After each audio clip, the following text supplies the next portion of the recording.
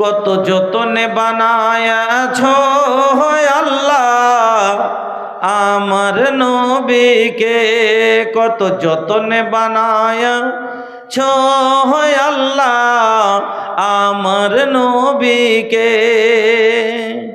কত সুন্দর নবী, কত প্যারা নবী, সর্বের সেরা আমার নবী, তাহার জোড়া নাই। কত যতনে বানায়াছো আল্লাহ আমার নবীকে।